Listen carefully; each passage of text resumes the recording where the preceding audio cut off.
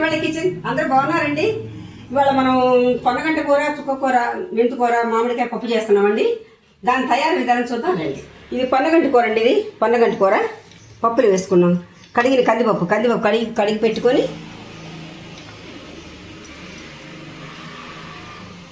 ఇది చుక్కకూర అండి. ఇది చుక్కకూర. ఇది మెంతికూర అండి. ఇది మెంతికూర వేసేసుకుందాం.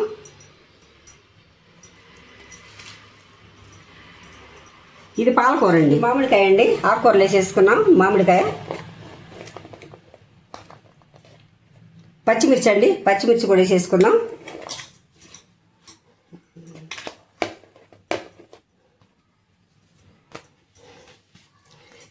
ఆనియన్స్ వేసుకుందామండి.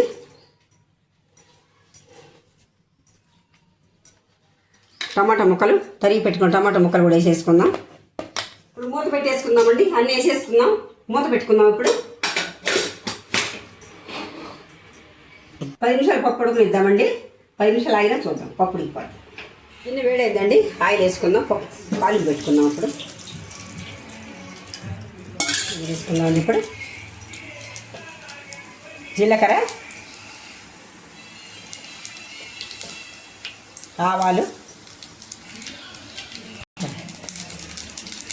ఆనియన్స్ వేసుకుందామండి. ఇప్పుడు కరివేపాకు, ఎండుమిర్చి వేసుకుందామండి. ఇప్పుడు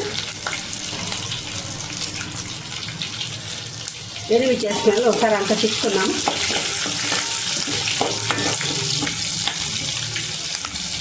వేసుకుందామండి.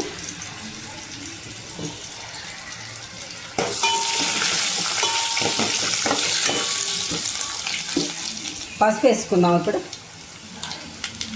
పసుపు తాలింపులు వేసుకుంటేనే కర్రీ టేస్ట్ ఉంటాయండి.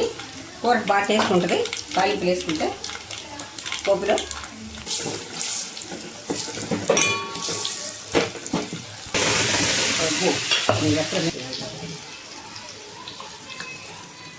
పోపు వేసామండి. అంతా ఒకసారి కలుపుకుందాం.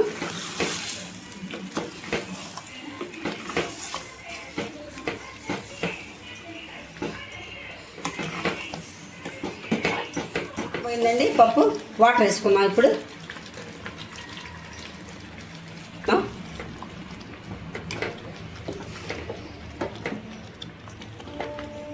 పచ్చివాసన పోయిందా కొడుకునిద్దామండి. వాటర్ వేసాం కదా. కొత్తిమీర వేసుకుందాం. అప్పుడు కొత్తిమీర వేసుకుందాం. అప్పుడు పప్పు వేసుకుందామండి. ఇప్పుడు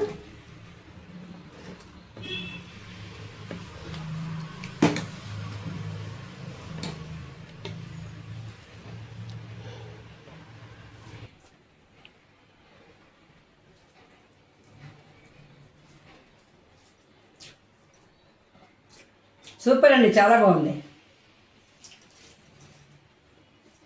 అన్నీ ఆకుకూరలు వేసాం కదండి. చుక్కకూర, పొన్నగంటి కూర, మెంతికూర, మామిడికాయ. ఇది చాలా హెల్తీ పప్పు అండి. హెల్తీ చాలా మంచిది. చూసారు కదండి ఇవాళ వంటలు. ఇలాంటి వెరైటీ వంటలు చూడాలంటే మా శ్రీవాణి కిచెన్ ఛానల్ చూడండి. రోజు కొత్త వెరైటీ ఉంది. Okay, bye.